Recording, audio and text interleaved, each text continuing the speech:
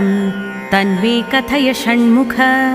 स्कन्द उवाच शक्रशाकम्भरी देव्या कवचं सिद्धिदायकं कथयामि महाभागः शृणु सर्वशुभावहम्।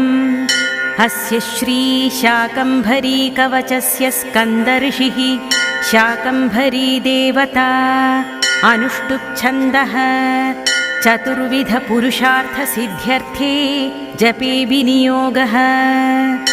ध्यानम् शूलं खड्गं चडमरुं दधानाम भयप्रदम् सिंहासनस्थां ध्यायामि देवी शाकम्भरीमहम्।